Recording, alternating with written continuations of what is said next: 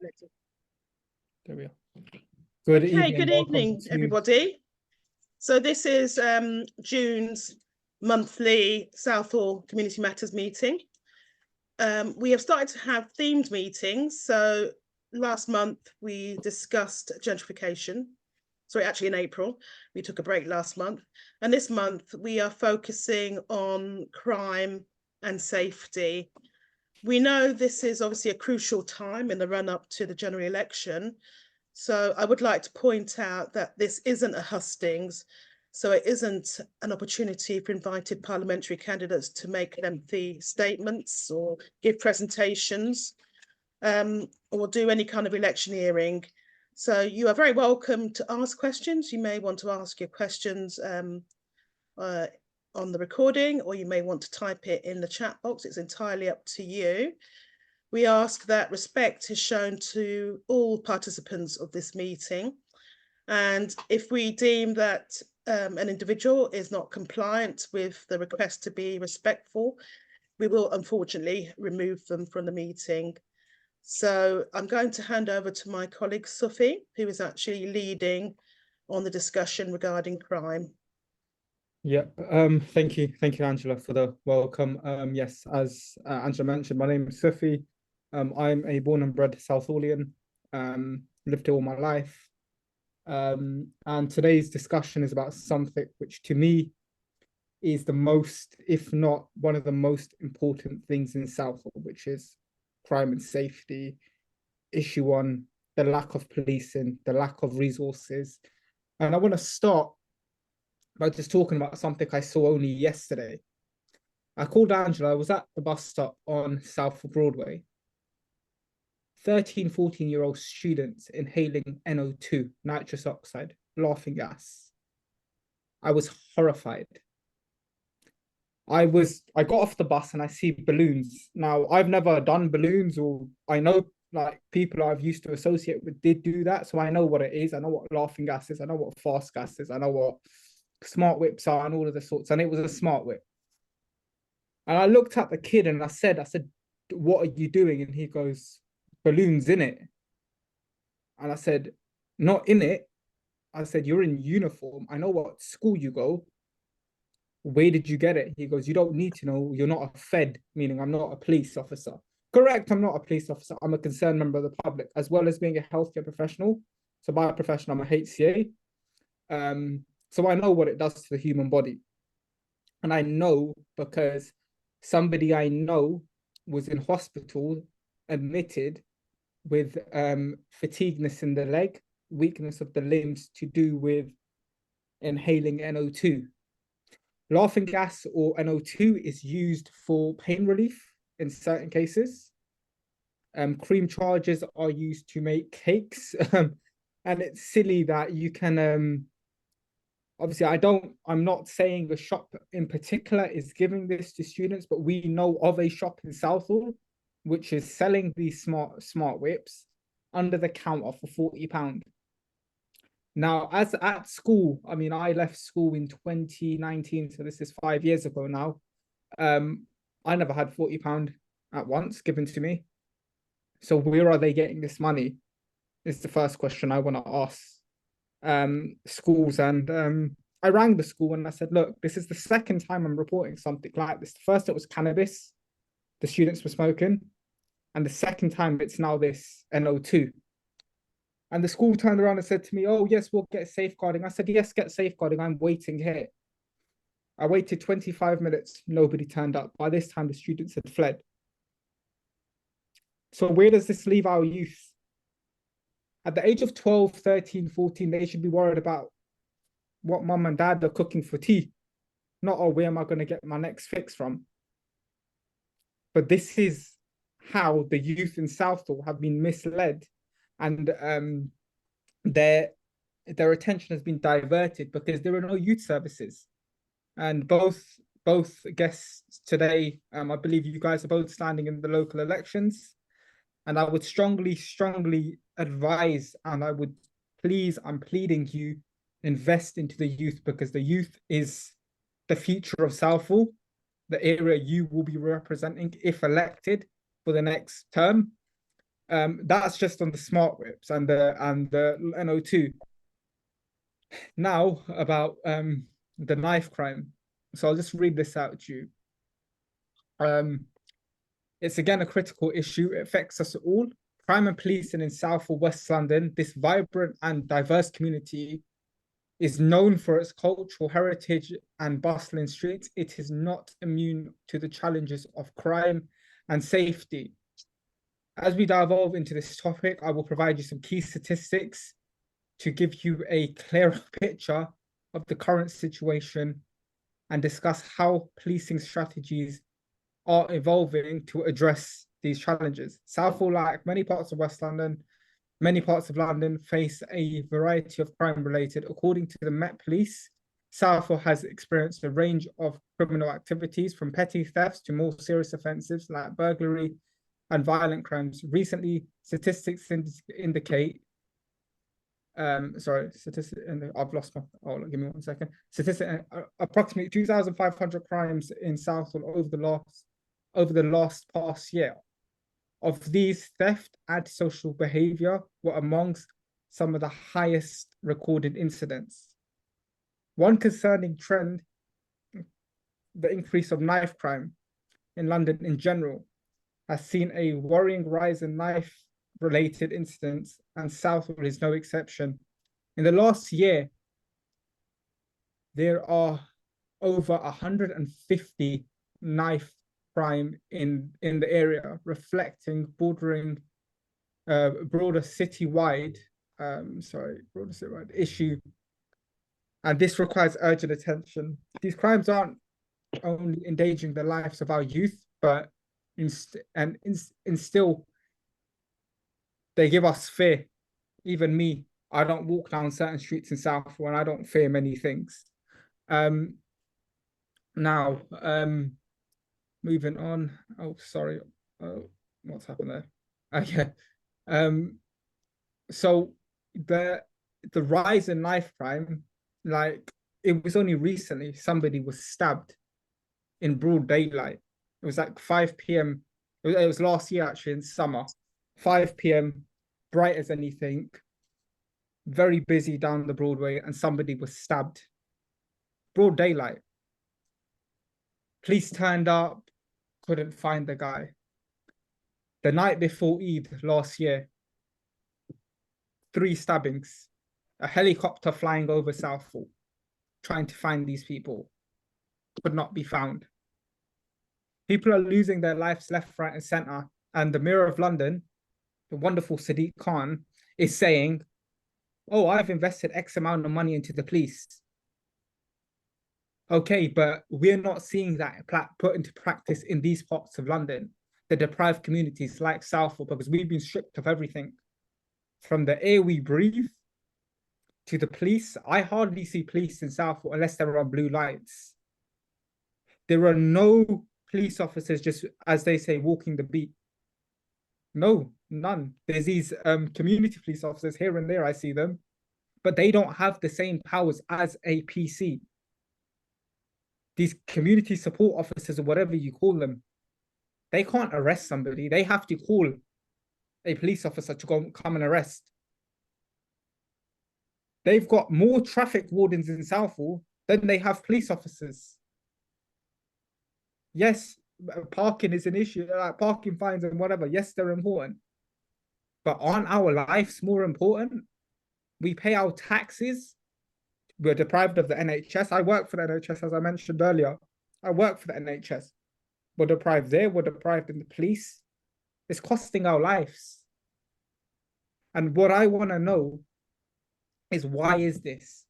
In the 21st century, in 2024, where you've got the highest sophisticated equipment, you've got facial recognition cameras now, but you're telling me you cannot identify a suspect. Somebody was stabbed, their parents. I know somebody who was 15 years old and he was stabbed to death in Southall. 15 years old. I used to teach this guy. I was a tutor. I used to teach him. He was stabbed.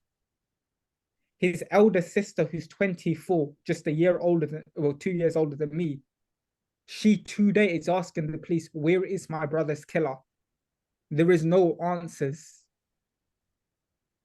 The kids, the youth, and even the adults are failed by the police in Southall. I myself in 2021 was held at knife point by 3 teenagers. I got robbed of my phone, my AirPods, my wallet, and a laptop. Mind me, I was walking in the state with these things, but I was only going to visit someone. I called the police from there's a taxi driver parked nearby. I asked him, I was crying, and I said to him, please let me use your, I've just been robbed at knife point. I called the police, they turned up after 27 minutes. By these kids had fled. I then, with my social media following, I then found out these people's names. I gave the police all the information they needed for an arrest. Oh, the case was closed. NFA, no further action. Why are these cases being NFA'd? If you've got the evidence, you don't have the resources. We have got the social media. We found these people for you. Why can't you go there and make an arrest? Because the minute we take the youth, me being 22, if I go and take if a fight was to break up and I was to intervene, then I'll get arrested for assaulting someone. But these criminals who are walking the street carrying these zombie knives and whatever else have you, these knives, these machetes in broad daylight, and you're telling me the police don't have the power to arrest them? But then City Hall and Sadiq can't have, if you stop in a bus lane, you're getting a ticket. So it's like, what are you prioritizing? What is the Mayor of London prioritizing? Is it a bus lane, or is it someone's life more important? I know which I would rather invest the money into if I was in City Hall. Like the 2 candidates on this call, I'm pretty sure you guys are concerned about the policing situation in South. Because burglaries, I know a shop on South Road, they are a small family-owned business. They were mugged. They were burgled. 4 o'clock in the morning. Their alarms, they've got CCTV, they've got alarm systems, they've got fog barriers, everything. Robbed of everything. Their cash register, their stock, their supplies. 4 a.m, fine, nobody was on the street, but their CCTV picked up these guys' faces. They gave the information over to the police. Sorry, we can't find them. 2 hours off this phone call made. The alerts were done on her phone. She showed me the footage. I then put it on social media. And still we couldn't find these people. Why is this? This is not our job. This is down to the police, and the funding needs to go to the police, the NHS, and the public services. Because unfortunately, we do not live in a country. We have got private healthcare, but not everybody can afford it, including myself. There is wait lists backing up. I'll tell you straight. I myself referred someone a couple of months ago for a 2-week cancer referral. They only got seen last week. That is cancer. Imagine how many lives are lost on a yearly basis. Imagine how many people's mental health is being affected because they don't get their help from the police. PTSD. Because I somewhat had PTSD, or even the police, because I was stopped. And they want to stop innocent members of the public, but they can't go out and do a stop and search or go to a, do you know what I mean? That the logic ain't there with the police. And I really hope this issue, because I don't want another 5 to 10 years of Labour. I don't want another 5 to 10 years of the Tories. And this ain't me saying that, yeah, don't vote for the Labours, don't vote for the Tories, but just think before you vote. And we have got 2 candidates on the call. And we within the group, we know of somebody who's standing, as well as I know somebody else personally standing. And it's about, when I put my pencil to that ballot paper, I know where my vote is going. And it certainly ain't going to the big parties anymore, because these parties have failed me, have failed you, and have failed our community for far too long.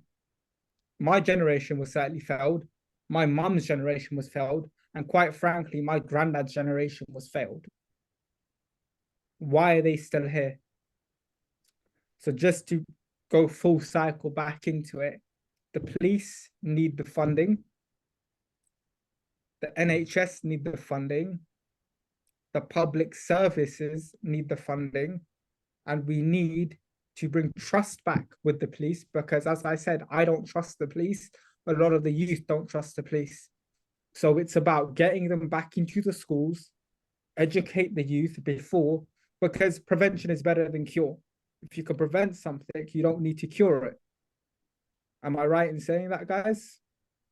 You prevent something, you don't have to Absolutely, cure it. absolutely, So Sophie.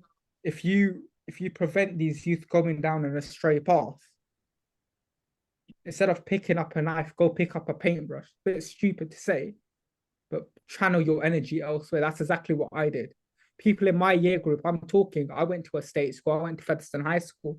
I went to a state school, very rough back in the day. People right now in my year group are sitting inside for 17 years. Section 14 attempted murder. Yeah, we've got knife, gun related crime in my year group, people I used to be in class with. And you've got me, who is on the straight and narrow. Yes, I've made mistakes. I've never been inside, but yes, I've made mistakes. I'm not perfect. But to say the least is these people I went to school with didn't need to end down that path. But the reason was because the lack of services, the lack of youth services, we are stripped. We don't have a youth center.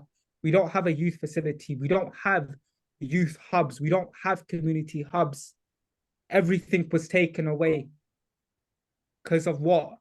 Public funding. Where the hell has the funding gone? The money's there in the council, but it's been used on unnecessary things which don't make sense, by paying the chief executive officer of Ealing Council higher salary than the prime minister. Doesn't make sense to me. What the I don't even know who he is. I don't even know his name. And I know a lot of people. It's like these facilities don't need to be stripped because our youth is our tomorrow. And I'll leave you with that, guys. I've rambled on, but it's just something to take back on, that the youth need to be listened to and invested in, because without our youth, there is no tomorrow. I'll put it as simple as that. If our youth go astray, you've got no tomorrow. I believe Neil has his hand up. Ange, do you want to? Yeah, first of all, Sophie, thank you very much for what you have shared. Much of it resonated with me, as I am a resident of Southall. And I think what you said about young people not having access to facilities to keep them gainfully occupied is a big issue. And it's set to get worse with the overdevelopment of Southall. But Neil, please go ahead and ask your question.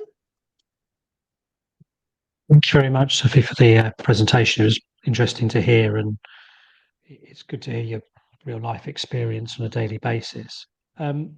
You talked a lot about investing again in young people and giving them a sense of hope.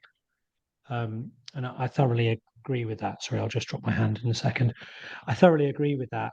In terms of engaging young people and helping them creating the right environment for them to make good choices for themselves. What services do you think would make the biggest difference that have gone missing? And also, how would you engage young people, or how do you think it's best to engage young people to kind of consult them on that? Okay, so what I think we need the most at the moment is a community hub, a community space. Because right now, we don't have one. For example, kids right now, after school, I see a lot of them go to the local parks. When you're in a park, in a public space, you are exploited. There's a lot of drug dealers, there's a lot of drug addicts, a lot of homeless people who will come up to these vulnerable children, quite frankly, under the age of 18 to me, you're a child. Yep, and say, all right, try this or try this. And a lot of kids it's a bit stupid. You don't take candy off a stranger, as the saying goes, but a lot of kids nowadays, they don't want to listen. So maybe have a community space, not only for kids, but for the people of Southall, be it the elderly, be it the youth, but the youth are the most important people to me right now because our youth has been let down. So maybe have a community space, be it a centre we have already, i.e. the Dominion Centre. That place costs £400 for a deposit to use and then £120 an hour, the last figures I have for them. Once a week, twice a week, have some sort of youth club in there where it's an open door, it's free, it's accessible, it's needed because there's a lot of poverty in Southall, be it digital poverty, be it financial poverty. There is a lot. A lot of people are living in houses with 3, 4, 5, 6 people from 3 different generations, including myself. Before I moved out of home, before I got married, my house had myself, my uncle, my granddad. That's 3 generations. In some houses on my street where I used to live, they had 4 generations: their great grandparents, their grandparents, their parents, and them. That's 4 generations. There's like 8 people living in a 3-bedroom house, or a 2-bed even, in some cases. So I think we need a community space or a community hub, be it one of the schools. I'm pretty sure Featherstone High School has a big hall. I went there and I remember the hall was massive. Be it Villiers High School, they've got a big hall. Be it one of the like, as I said, like one of the centers, like the Dominion Centre or the Young Adult Centre, if that's still running. I'm not too sure if it is, but I think it was reopened, so I think it is running. So what's that, the Yak? Yeah. Yeah, that's set to be refurbished, opening in 2025 sometime. So that was reported quite recently on the council website. All right, yeah. So one of these centres, like, okay, the Yak is being refurbished, but it needs to be free, it needs to be accessible, it needs to have a purpose. Have maybe, like, some of us are interested in, a lot of youths nowadays want to go into business. Okay, have a class or have a free mentorship scheme or something like that. Obviously, you guys are running to be, I believe it's MP, but it's like, maybe you don't have all the powers, but it's something to push out there and put on your manifestos to say we will engage and we will help the youth. Because without the youth, it's like my vote counts today. My parents' votes and my grandparents' votes mattered yesterday. It's who am I going to put that X on this year, or well, in a couple of weeks. And right now, I'm split across four candidates, and that is being somebody I've known since I was 15. And it's like I'm still on a split decision because I need to know what they're gonna do for me, what they're gonna do for us in Southall, because we need, as I said, we need investment. We're not asking you to give us £1 million. Let's go build, I don't know, a multi-million-pound state-of-the-art facility. No, we're not asking for that. We're asking for a space. To a lot of youths nowadays, they jump on the music scene, have a free recording studio or a discounted recording studio. A lot of the youth, as I said, in business, have a mentorship scheme to mentor young people into business. Me, myself, I run a business. I had to learn everything myself because school doesn't teach you everything. You know what I mean? So, like, we need some sort of center, be it a center, as I said, like the Dominion Center. Have a chat with them if you get into power. Say, look, we want to run classes here 3 times a week. What is it going to cost? And if it's going to cost us anything, do you, as an MP, have the facility to either waive the cost or get funding from elsewhere, i.e. the natural lottery, or be it another grant service?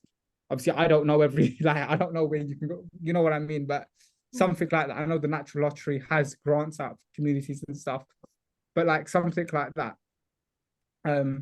Because it's something which is needed and it's something which is missing, and it is needed because right now in Southall, as I said, we don't have a safe space. A lot of our youth, I see it.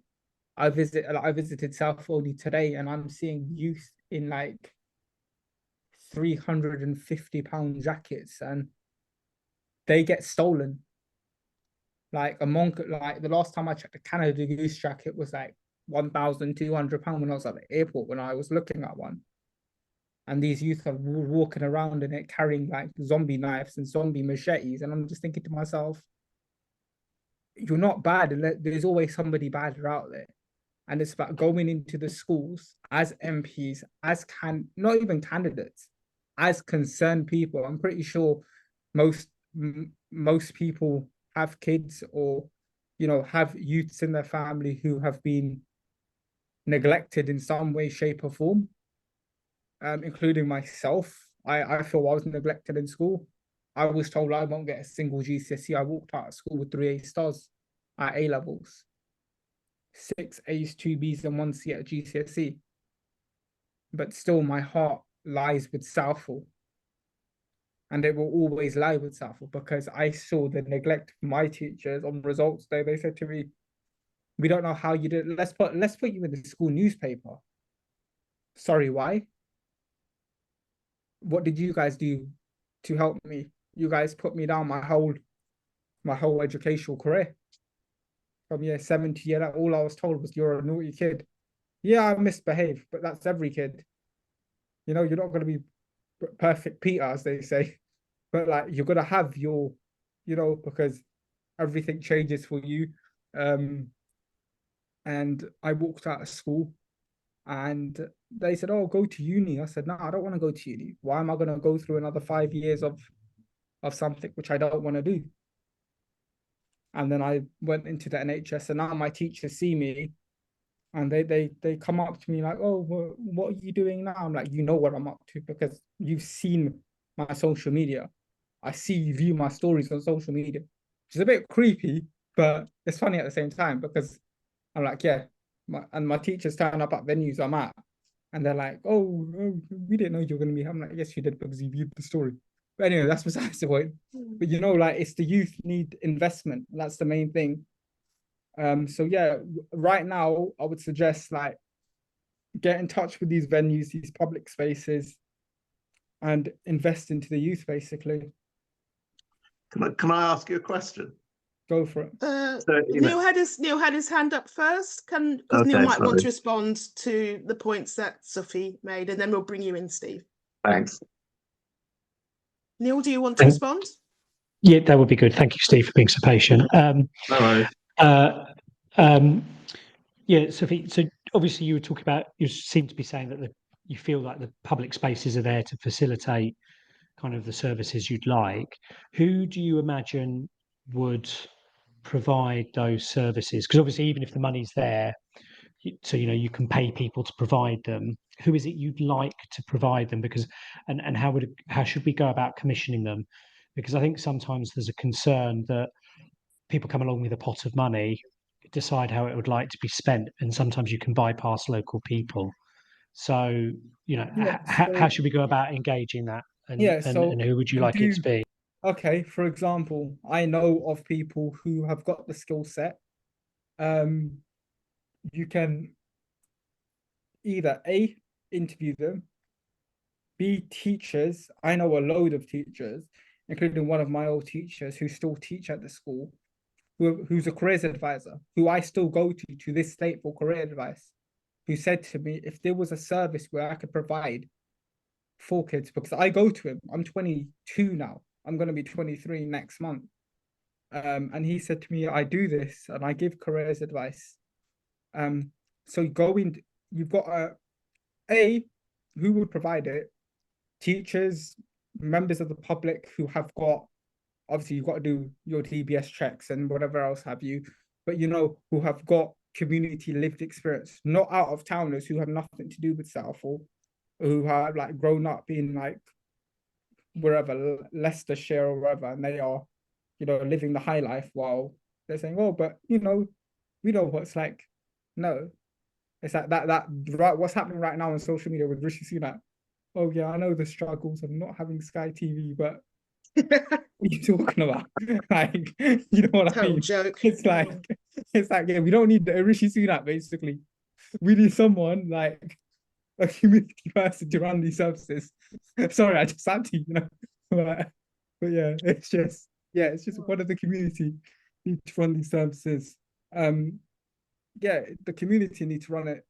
It needs to be a community-led service for the community, if you know what I mean. Hey, Steve, do you want Yeah, to I ask a I was just question? going to ask, and you might have actually just answered the question, I wonder, but sounds like from what you've said, a lot of your experience at school wasn't great and doesn't sound very inspirational or encouraging. Yeah, when I've seen I've been to these meetings a couple of times before, and when I hear you speaking tonight, you are so clear, you're so passionate, you're so bright, you're quite inspirational. So I wondered how you've achieved that, and I was just wondering whether maybe this careers teacher that you mentioned has been, part of Yeah, that so I mean, like journey for you. Andrew actually shared the picture with me a couple of weeks ago. Actually, I was 15 and I walked into the Dominion Centre, and I was hearing a load of shouting and stuff. So I thought, oh, I'll just pop my head in, and there was a meeting being held by the council, and I just thought I'll just sit there, and I was hearing a load of nonsense, which I did. Oh, we're investing into the youth. The youth matter. And I just took the mic and I thought, do you know what? F this. I'm just gonna say what I've got to say, and I will never hear from these lot again. And everything spiraled from there, really. It's like, I mean, I'm very passionate. It's like, obviously not again, I'm not political at all. I'm apolitical. I got a strong believing in I follow and I would vote, but I only vote for what is right. I don't blindly vote. First time I went to a polling station, my granddad said, "Oh, just vote for Labour." I said, "That's not going to slide with me. It's my vote because I need to make my vote matter." But yeah, where it all stemmed from was literally I saw the neglect of my town and didn't realize because I would complain I couldn't breathe in the school playground. I had severe asthma when I was a teenager, severe asthma. Yeah. I couldn't walk 200 meters at the age of 14. And I never knew what was happening. And it was the air quality was so bad that I would wash my face and soot would come off as if I've been cleaning a chimney. Mm. Get home, wash my face, and dirt would come off my face. That's how bad it would be. So that's where it stemmed from. And I just thought, F this, I need to get up and I need to speak and raise my concerns. And ever since then, it's been like 9 years since I did this, and I will continue doing this. And like it's not an easy thing to do because I get a lot of hate from a load of people, be it people I went to school with, and they see me, oh, you're that community activist, you think you want to conquer South. I'm like, no, that's not why I do this. I do this to make a difference and to let people know that there is hope because we've come a long way, like Angela and myself, since I joined Cash in 2018, 2019. We've come a long way and we've developed a core group and we've developed a strategy, and now we've grown to develop these forums. Mm. And these forums are set up because we don't have even award forums. Yes. So it's like, where do we go to? Who do we turn to? So we put our concerns into the public. And if the council want to address it, they've got this as evidence. They can never turn around and say, we've not told them. This is why, this is another reason we put these out into the public domain. Because this will be used as evidence when the council say, we've done everything for you. What have you done? As far back as I can remember, I asked the council for very simple things, but they can't give it to us because they don't have money or they don't have the funding. But then you've got, you know, like Councillor Mason, Verinda Sharma, Anand, and all the rest of them. They're all the same kettle of fish to me because they're all for themselves. Before Neil comes sorry. back, if I can maybe just say one more thing. Yeah. Or ask one more thing, and it's on what you were just saying, because actually when I'm out speaking to people, canvassing, knocking doors, just talking to people generally, before I say anything about me and my party Reform and what we stand for, I always start by going in and saying, why do you always vote Labour, or why do you always vote Conservative if they're Conservative voters? And as you pointed out, you know, Southall has been looked after by a Labour MP for a very long time. We've had a Labour council in Ealing for a long time, yet people still vote for them.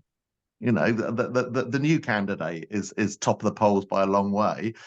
What thoughts do you have to, why are people still voting for these people? Why people are still voting? To stop them voting for these people? I mean, I'll tell you, red to me, significant. It's a sign for danger. Red is the sign for danger. This is one thing which I say and I joke about with people who say, yeah, I vote Labour. Okay, it's dangerous. And there's a reason for that. Labour, what does Labour mean? A worker, the workforce, the people. Once upon a time, yes, they were the party for the people. Not anymore. I think after Ed Miliband's term, the Labour Party went downhill. Even the ex-Labour lead, not Labour lead, the leader of the Labour Party, Jeremy Corbyn, has left the party or was sacked or whatever have you, whatever nonsense. And he's now standing elsewhere. You've got people like George Galloway have spearheaded the independent movement now. And it's a force to be reckoned with. I appreciate both of you are not independent candidates as such, but you know, like you are not mainstream parties. And I really wish you both the best of luck in this election, because it's not, I mean, I stood in 2022. It's not a walk in the park, as you said to me. Yeah, you go up to, and that's exactly what we were saying. Why are you voting Labour this year? Oh, because this is what I've known. Okay. But don't you want to know what change looks like? Because there's a saying which I go by, chance and change. If you don't give somebody the chance, nothing will ever change. Yeah. It's certainly the case that Yeah. you can't complain about lack of choice in Ealing Southall this time. So there's 12 candidates. Yeah. Exactly. And that's the point. I've said, look, I've not seen all 12. Like somebody I know who I said runs a small business and stuff, she's running as an independent. And I went to see her only yesterday. I said to her, why are you standing? And she goes, I'm sick and tired of South with the way it's run. There's too much failure. And I said to her, that's fair enough. But why Southall? And she goes, well, I've got a business here. But it's not only that, it's I want to be a voice for the voiceless. Which is all, and I'll be honest, and I don't mean this to any disrespect to both of you guys.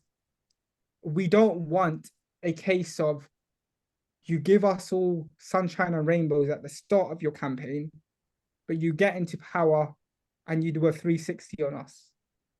And you show us repeat, because that's what tends to happen with candidates. And I'm not saying this to both of you in any sort of way. I'm just I'm saying it in an open forum, that even like with our colleague who's standing, Mr. J.S. Spangu, we've told him as well, like, you're a man for the people.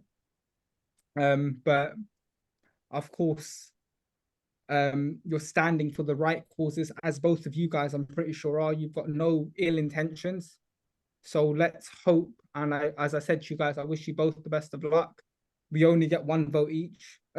So it'd be difficult to vote for both of you guys. And obviously, this is why I said I'm split between 8 different candidates who I'm just like racking my brain on like who to vote for. But yeah, that's the main thing, really. We need change. Sophie, can I bring it back to crime? Because when Neil said, whose responsibility is it to deliver services? I think it has to rest with the local authority to provide sufficient youth officers who are properly trained. And these are people who can gain the trust of young people, who have knowledge of safeguarding to realise when a young person is at risk of harm. You know, I'm a mum of 2 teenagers, and I'm sure they don't tell me everything, what's going on in their lives, even though I say you can tell me anything and everything. So there has been a decline in the number of qualified youth officers. And I have to say, I am absolutely dismayed that Ealing Youth Service is headed up by an ex-Met officer who used to be a superintendent. But when I went along to the event in the Dominion Centre, I was told he was actually a commissioner. Now, for me, there's an issue of trust in the police. And I personally feel somebody who went to a top public school, same public school as Alan Turing, the eminent scientist, how likely is it that he is in touch with the lives of the disadvantaged in Southall? You know, it probably costs 30 grand a year to go to a top public school, and maybe even that figure's conservative. You know, I also have mistrust, because is there scope for that individual to provide intelligence to his former colleagues? You know, you might have heard about spy cops, where police officers infiltrated campaigners' lives and had relationships with women. You know, terrible betrayal of trust. As far as I'm concerned, the person who should head up the service should come from the streets, should know what it's like to be poor, should know what it's like to struggle, rather than somebody who comes from a wealthy background. And I think there is scope, along with qualified youth officers, to use the services of volunteers, yeah? Friend of mine, she used to work as a safeguarding officer in a local college, and she does volunteering work with young people in Hillingdon Borough. I used to work in a college, and I do voluntary work along with 2 other residents. We set up a campaign to improve the play facilities, and we've got a couple of events forthcoming aimed at families and children. We are supported by the charity London Play, and they provided all sorts of resources: balls, hula hoops, skipping ropes, etc. And this is a playground where we're going to hold it, which was terribly derelict. And it took 2 years of me campaigning, and I met a council officer and a councillor there, and they said initially, there's no money. And I said, look at the state of the ground. You can't expect children to play. You know, there's the risk of them falling and getting tarmac embedded in their knees. So eventually the surface was resurfaced. And I have to say, it's an absolute pleasure to drive past on a dry day. And that area, those 2 playgrounds, there's a Muga multi-use games area and a traditional style playground for young children. They're both used, and you know, it's wonderful. And you know, you have to get to know the community by actually walking around and speaking to people. And it was only on Monday I was leafleting outside of Featherstone Primary School to inform parents and carers about the event. Likewise at St Anselm School, the Dominion Centre Library and Featherstone Road Clinic. And at our very first event, quite a few parents and children turned up because they picked up the leaflet locally. So I think there's much that can be done. Steve, I'll bring you back in a minute, but I just don't want to lose my train of thought. I mean, I'm very, very old. And I remember, I didn't grow up in London. I grew up in a place called Peterborough. And there was a local bobby. 40 years later, maybe a bit longer, I can still remember his name, PC Paul. And that's because he cycled everywhere. And us kids, we used to spot him cycling across the park. He was a member of the community. You know, I can't remember the names of half the teachers, but I remember his name. You know, I can't remember the last time I saw police officers or PCSOs walking down my road. I grew up in an area which had a community centre. And I think you've got to start working with young people before they get to the age of teenagers. It starts when they're in primary school. I used to go to a disco. I'm not sure if it's every week, but certainly on a regular basis. And it was for primary school kids, you know, dancing along to various 70s hits. It was fun. It was a safe place, you know, to hang out with your friends. Also safe to walk home afterwards. What do we have in Southall? We've got loads of high rises going up. We've got some of the new residents complaining in the blocks by the station that are complete, that youngsters break into the lobby area and they're smoking dope and stealing Amazon deliveries. It's because they're bored. There's nothing for them to do. I've got a couple of teenagers, and that's one of the things they say about Southall. There's nothing for us to do. You know, I suspect by the time the yak is refurbished, they'll be too old, you know. They won't want to engage with those services. I'm fortunate. I can take them out and about. I've got the means to do that. There's a fantastic sports centre in Hayes, which isn't too far from where I live.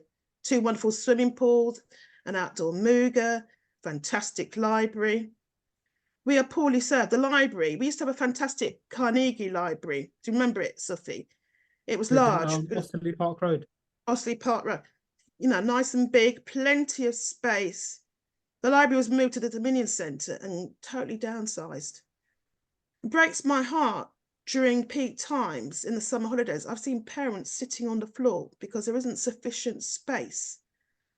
And I've even seen they brought, you know, Dr. Jonathan Oates. He now has a large desk downstairs in the library. And where the desk is situated used to be a seating area. So we've lost a seating area. Also, you've got seats at the front, but those seats and tables aren't anywhere near the books. You can't browse any books. It's shocking, really, how we've been let down. And it's disheartening for me to see all these high rises going up without the facilities. We had a wonderful sports centre used by people of all ages, including young people, very young children used to go there for parties. The building belonged to the college, yeah?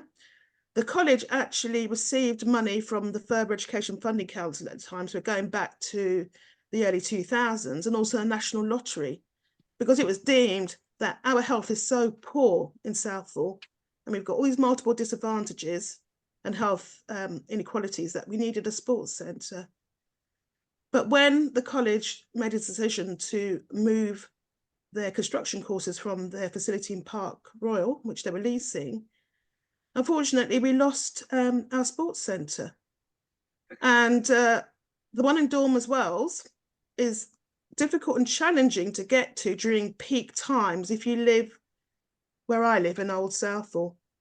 But in actual fact, you know, even if you're able to access that facility, I don't know if anybody's been to Dormers Wells Leisure Centre, it's like stepping back to the 1970s. It's old, it's had it, you know, it needs really to be knocked down and rebuilt. I went there with somebody who's disabled in a wheelchair. We got to the end of the pavement on the access road. There was no dropped curb. We had to go all the way back to the beginning of the access road, and he had to go down the access road in his wheelchair, yeah. And unfortunately, there were no oncoming cars. We entered the building, and he was interested in using cardiovascular equipment. That equipment is upstairs. There's no lift. Totally inaccessible for him. He was told as an alternative to go to, I think it's Brentside Golf Club. miles away. Yeah. So we are really badly neglected. And I want to go back to crime because I drove home tonight and the smell of, I'm assuming it's cannabis, in my car was absolutely overwhelming. And no, I'm not a drug dealer. Don't use it for personal use. It was coming from outside. It felt like the whole road that I was driving along was enveloped. So it could have been a house. I don't think it was a vehicle, or it could have been. But, you know, it's not the first time I've experienced this. You know, same thing happened when I was walking down the road. And the whole area absolutely reeked of cannabis. Going back to crime, my daughter told me a couple of Saturdays ago, somebody's been stabbed. She got that information from a school friend. And it was a Saturday. And later on that day, somebody posted a photograph of HEMS, the helicopter emergency service, which had landed in Southall Wreck. So I'm assuming both, you know, the helicopter and what my daughter reported to me is connected. I mean, I've scoured the internet. I can't find any information on this stabbing, but I've got no reason to disbelieve. I mean, going back to 2015, I worked for the local college, and there was a lovely motor vehicle student. He was a mature student, father of 3 children. He always used to come and see me in student services because he was very keen to get his entitlement to student funding. And I don't blame him for that. But he also took other students under his wing to make sure they got their financial assistance.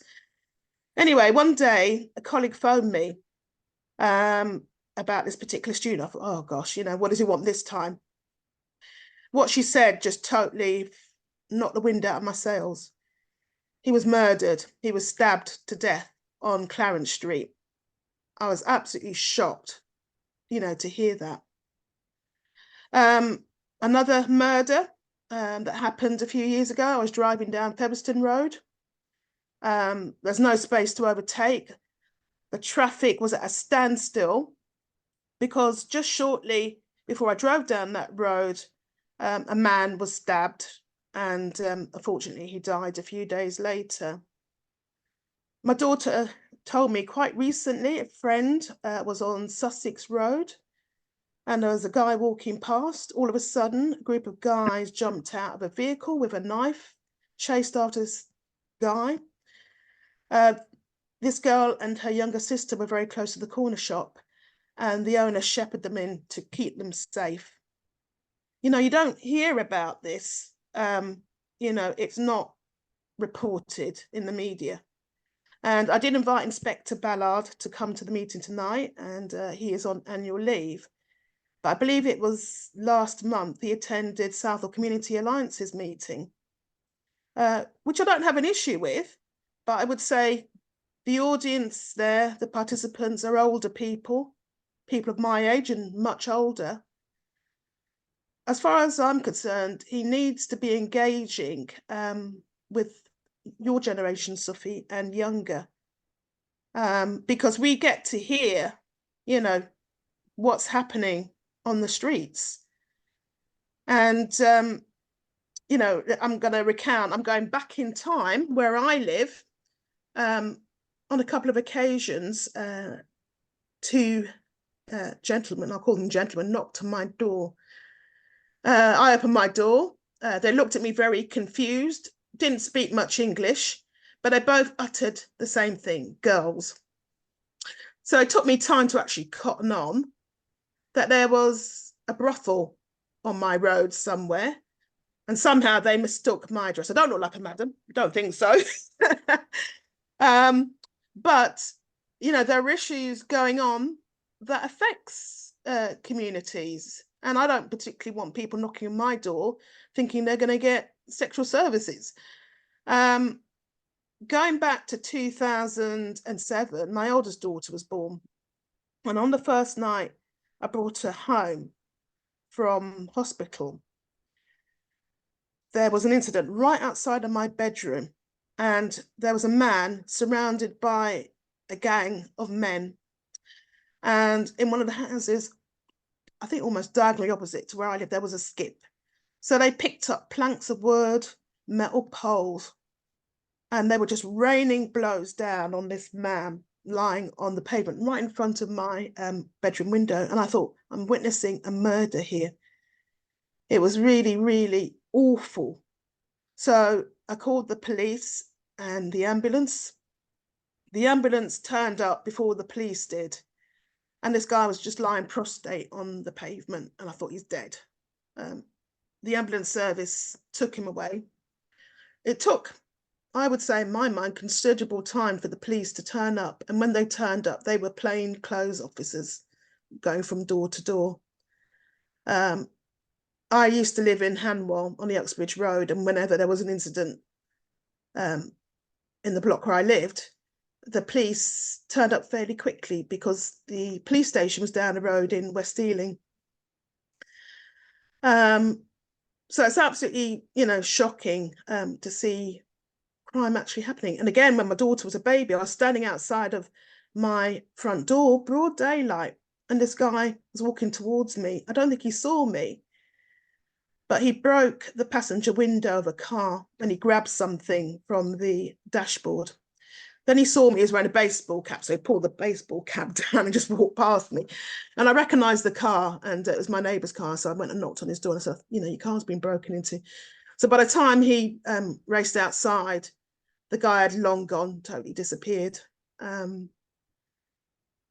It's concerning to see the level of crime. And I picked up this leaflet from the Dominion Centre Library, a new Met for London, what it means for Londoners. And I thought, well, when was this leaflet printed? I've got no idea. And I started to read it, and it's all very laudable, building a new Met for London where communities know their local officers help to shape policing priorities. I don't know if anybody's tried to contact the local neighbourhood police. I have, and it's an absolute struggle to get a reply. And this is in relation to Southall Rec. We've got issues with drug dealing, drug taking, public urination. There are also groups who sit on benches, and they've been there as long as I can remember, ever since I used to pick my kids up from the local nursery. And they're still there drinking from cans and bottles, despite there being a PSPO in place. And a lot of complaints on next door neighbours about the antisocial behaviour. And finally, I got in touch with the Safer Communities team. And the thing is, after a while you begin to sort of like run out of steam because it's so hard to actually make contact. And I said, we need to have a public meeting about this. There are so many people affected, so many people complaining on social media. So the response I got is that, yes, we can have a meeting, but for a maximum of 5 residents. And I'll let you know a date. And this was weeks ago. It's an absolute frustration dealing with the police. I have to say, the officer from the Safer Communities team, she was wonderful, very informative. But all the time, it's a waiting game. People are being deterred from using a wonderful public space. So I know I've kind of like rambled on a bit, but I hope it helps to set the context of my personal experience living in Southall. So, Steve, do you want to go ahead and ask your question? Yeah, no, thank you for that. And just to give you another anecdote, I know 2 or 3 weeks ago, on one single night, 4 separate premises were burgled in and around Hanwell. So shops. Now, obviously, all reported to the police. Only one of those 4 premises even had a visit from the police at any point. Now, that's just shocking, isn't it? Mhm. A, that it's happening, but more so that's police reaction. And I know obviously resourcing levels are a big issue, and that's like a central government issue. But I think that a lot of people have forgotten that the Metropolitan Police Service is still under special measures. No one seems to talk about that anymore. And they were put under special measures because of incompetence, basically. And it's just carried on, and we don't see any improvement to it, do we? So on that, No, it's frustrating. and then in terms of like youth services and stuff. So a few years ago, I used to work for a housing association in West London, and they didn't have stock in Southall, but I know they had a community forum arm that did its own fundraising, got grants from all sorts of sources, etc., and then they provided all sorts of projects and pieces of work, many of them that were youth focused. So we used to run media filming projects, music projects, had acquired studio equipment and music recording equipment and stuff. And I know those projects went down so well. So we've got some big housing associations operating in and around Southall. We've got Catalyst, we've got A2 Dominion.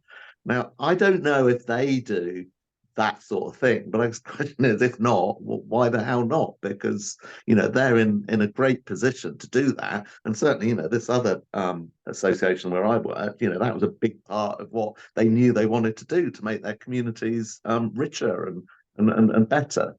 So I don't know if either of you know whether A2 Dominion, Catalyst, those big associations, are they running projects for kids and for youths and for old people and all the different groups? A2 Dominion manage Emerald Square, and as far as I know, they don't deliver any of the services locally that you were talking about. Because I contacted them along with other residents. We formed a campaign group to try and improve Emerald Square. If you've ever been there, it's just so run down and neglected, and you've got this large space that could be a Muga, but it's just there. And anyway, they said we'll survey residents. But the big disincentive, as far as I'm concerned, was the question: would you be prepared to see an increase in your service charge? Who would? Who's poor and struggling with the cost of living crisis and struggling to pay the rent and the service charge? So needless to say, they got the answers they wanted, and they did nothing to improve that area. I walked past there today, and it's still the same with dirty bins and broken benches. But maybe they do it elsewhere. I don't know. I mean, I don't know if you've heard of it, but I work for Octavia Housing, which are based sort of North Kensington sort of area, but they've got a lot of stock all over the place. And the Octavia Foundation, and they certainly didn't fund themselves by service charge to the residents. I say, they raised money, be it on a sort of small scale or getting big charity funds and what have you. And they did some fantastic projects that were really valued by their communities. So the concept of asking for an extra service charge from the tenants is ridiculous. Yeah, but simply, what we were saying would make this a lovely place, reclaim the space, so it's not just sort of so antisocial drinkers, inhabiting the space. It'd make it so much more beneficial. And you see, I know housing associations really listen to MPs. It's almost that they're terrified of MPs. The MP writes to them and they jump. So again, it brings it down to what has the MP for Southall been doing in holding these landlords to the social landlords to account? Nothing. I think a big part of it is that the community is very poor. If you walk around, you can see it. It's just so evident where I live, where you've got people with beds in the living space, and I can see that walking through Emerald Square, and these maisonettes are tiny.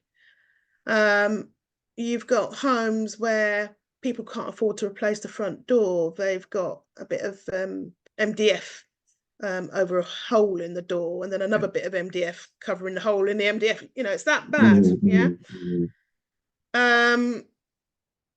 You know, you've got people with serious alcohol problems, and I experienced that firsthand when I was leafleting on behalf of the independents during the local elections a few years ago. And there are serious issues. Heroin is also another issue. And it kind of gets swept under the carpet, but it's there beneath the surface. You know, you only have to walk around and start talking to local residents to get a feel of what their lives are like. And because they don't have agency, it's very time consuming to be constantly battling the council, housing associations. I'm a leaseholder, and it's hell to get through to, I've forgotten the name, Shepherd's Bush. They're now part of, well, they've gone into partnership with the Guinness Trust. And as far as I'm concerned, this is my view based on situations such as mergers, it usually means, in my view, less accountability on a local level. So, you know, I think the local community is taken for granted and neglected. And, you know, I've spoken to one of the ward councillors, who is also the leader of the council, and £2 million has been awarded to various playgrounds to be refurbished. Yeah, I read that. Yeah. So Southall Recreation Ground, the Moogers are, again, like the Mooger and Spencer Street, are in a terrible condition. You know, the ground is totally worn. You can't see any line markings, you know, for basketball or football.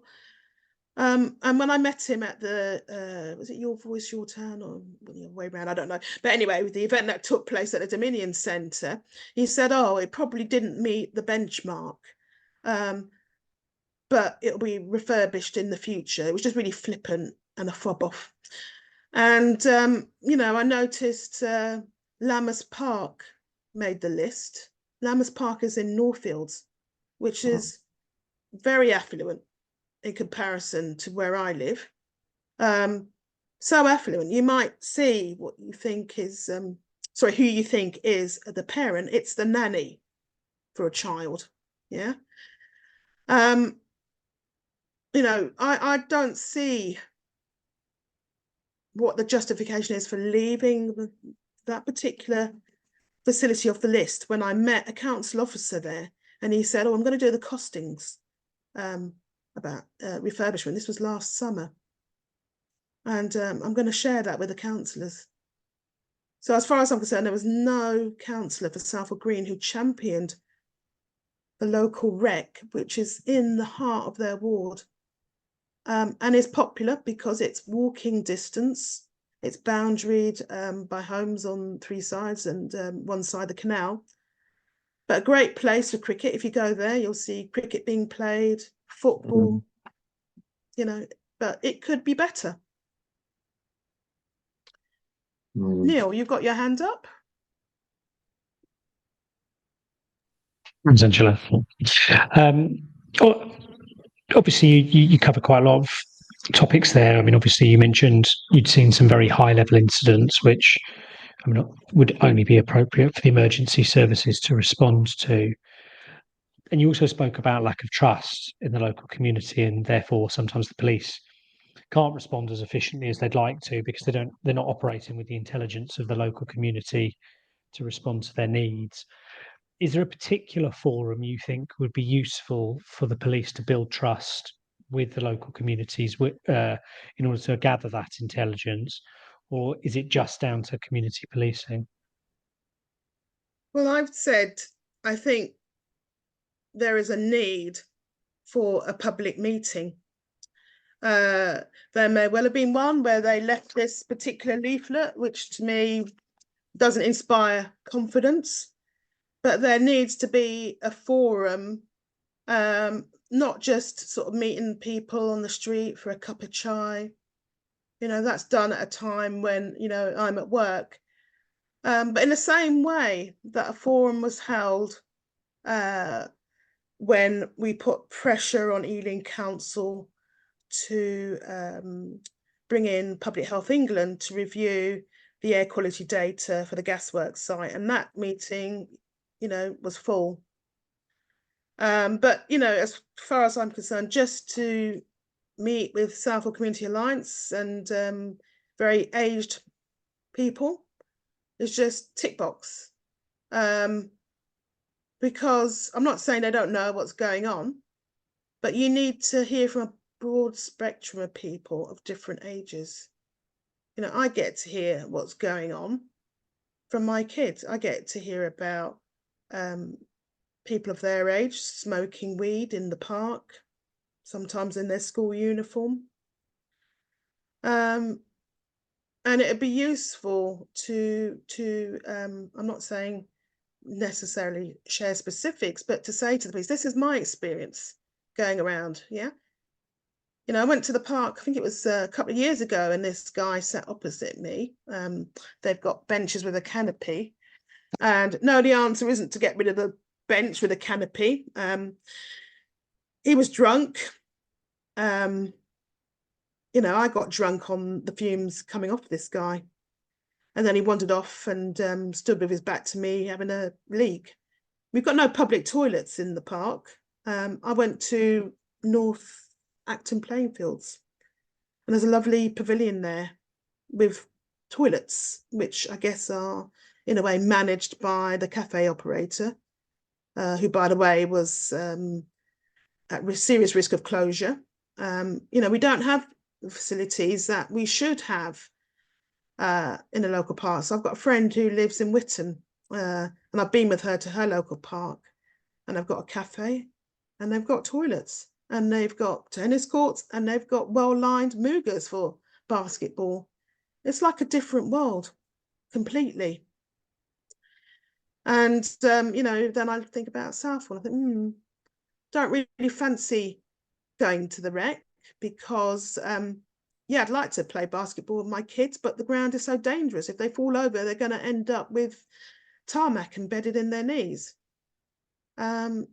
You know, I just feel the local community is treated so badly.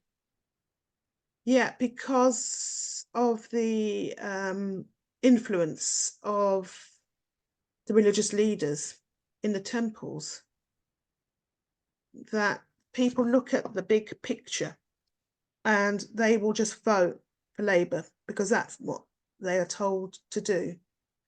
Now, I must admit, when I was young, I voted Labour. I remember, I guess it was a kind of hustings, or if it wasn't a hustings, it was a meeting with various politicians. I don't remember any of them apart from John Prescott. He was on the stage, and the man was so charismatic.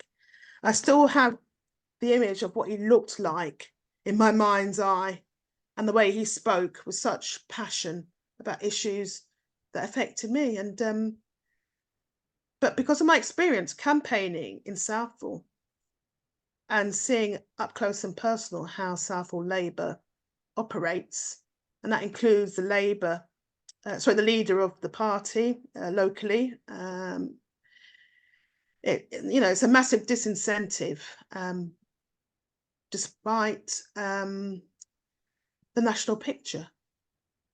As far as I'm concerned, I won't vote Labour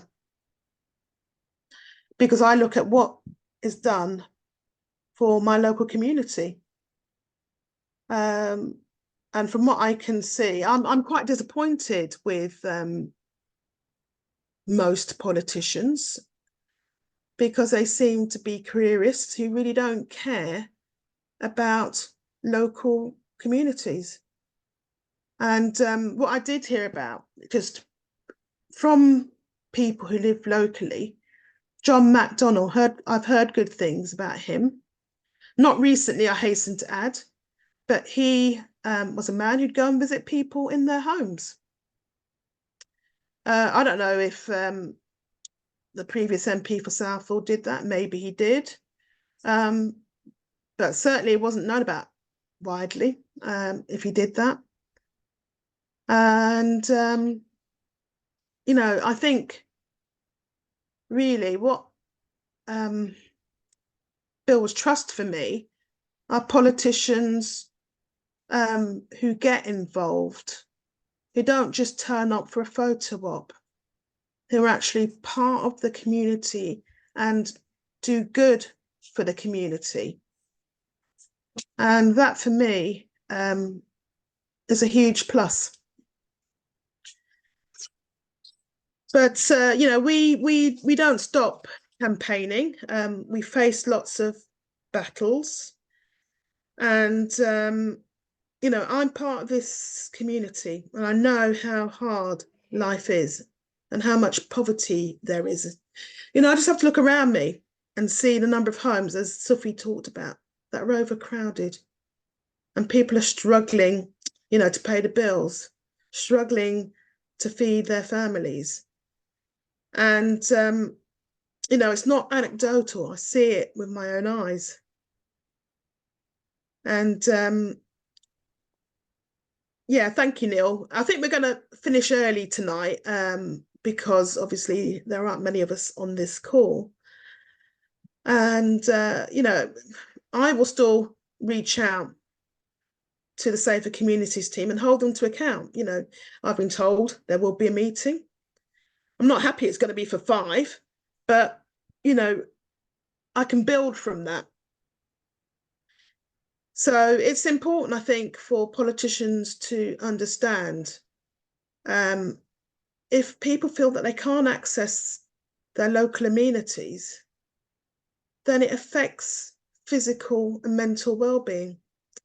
I don't know if you know the old community centre on Merrick Road, and that was sold and that became a banqueting suite.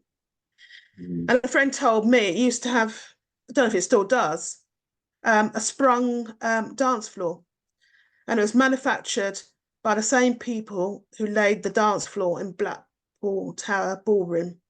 You know, that's going to be lost forever, that history, because the owner put in a planning application for yet more flats. I mean, how many flats do we need around the station? It's choked, yeah? But without actually having amenities for people, you know, like doctor surgeries, sports centres. We don't even have a large supermarket, you know, that people can go to. You know, we've got small convenience stores, but, you know, if you want to do a large supermarket shop, you have to go to Hayes for that. And very limited parking spaces as well, which is going to overflow into the local roads. Yeah. I mean, I know there's, you know, obviously, I think the parking management, you know, has been brought in-house. But I don't see parking attendants dealing with people parking on double yellow lines to go to the Scotsman pub, you know, and they could impede traffic. So yeah, there's some really big, serious issues. And I think, you know, it's no good just sort of campaigning and, you know, having sound bites from your manifesto on your social media. Come and meet residents, talk to them face to face, get a real sense of what is happening. Would you, Angela, and you, Sophie, consider hosting a hustings with candidates? Because I've not heard of one yet, and I think we really need one. I don't putting you on the spot there. A bit, I would decline, but I think there is a need to have a husting. I would assume there will be one. I don't know who will organise and. I mean, I don't know if Neil's heard of anything. I've certainly not heard of anything, and I mean they're often organised by all sorts of groups, community groups, religious groups, centres, I guess anyone can kind of organise and host one. But it would be good if we could have one. Yeah, we'll see, given that there are 12 candidates. Yeah. Exactly. I might need a long night for it. Yeah. But yeah, let's Well, see maybe, what I don't know if happens. you can, if you know anyone or could think of anyone that might be interested in hosting one. Not off the top of my head. I would definitely rule myself out. I'd be happy to attend and listen to the hustings and maybe ask a question if I'm allowed to do so. I'm sure you would. I'm really sorry, Cynthia. I've got to get my young son to bed, so I'm going to have to sign off in a minute. But I agree. I would love a hustings. It's an opportunity for people to hear from all of us, all 12 of us. So yeah, I've not yet had an invite for anything. But someone has to kind of have a clear rationale for who they invite. So they pretty much have to invite all of us. Yeah, I mean, I forgot to mention in the introduction, we do share the recording of the Southall Matters Community Forum on our social media. And I know people watch it. So it could be that somebody watches it and think, yes, you know, we do need a hustings and I'm the person to organise it and host it. Yeah. Okay, Neil, thank you for coming tonight. And most importantly, thank you for listening and appreciate your questions. Thanks, Much Angela. appreciated. Thanks, Sophie. Nice to meet you all. Have a good night. Take care. Bye-bye. Bye-bye. Good night. Yeah, I think I'm going to close the meeting, Steve. Yeah. Because obviously I know from your tip-off last night that there was a meeting held with, is it Democratic Services tonight? Or somebody from the council? That was before, actually. I joined it virtually, and I know Joe was, because it was in the town hall in Ealing, and Joe was there the in person, was he? Yeah. I just visited at home, so because I think Pedro also said he wanted to come to this, but he obviously that's right. make it I'm as guessing well. he's at the same meeting. Yeah. Likewise with the Conservative I couldn't quite make candidate. out who was in the room, but yeah. Yeah, I understand. I mean, I you know, I had a feeling something would clash with this. But we go ahead no matter what. I mean, it doesn't change, you know, the meeting. And obviously it's just unfortunate. I did think, oh, you know, there'll probably be a hustings on the same night. But obviously that hasn't happened. But it could well be that somebody sort of picks up on it. And particularly hopefully. as you know, it's not an automatic given. I know you said obviously the rating for the Labour candidate is very high and they've got a high percentage, but yeah, we'll see what happens. How do you think she's going to go down after Mr. Sharma? Do you think? People might be willing to give her a go because it's a new face, a change with the old, but also I think with what's happening worldwide, the Israel-Gaza conflict, that will have an impact. How much I don't know, but also, as I said, you know, there is effectively a vote bank from the Gurdwaras who just, you know, direct their followers how to vote. And I think people will look at, as I said, the big picture. Rishi Sunak is out of touch, you know. He was deprived of many things, you know, and missed out on Sky TV. And I think that's kind of like a further nail in the coffin. So I certainly don't think the Tory candidate's going to do very well. I mean, they've just flown her in from Hertfordshire or somewhere, I think, the Conservative candidate. Yeah, I think we've had enough of people just being sort of parachuted in who haven't got a clue about Exactly. But it's great to meet you. Thank you for joining the call. Yeah, thank you for inviting me and organising it. Brilliant. No problem. Take care. Thank you very much. See you soon. Bye-bye.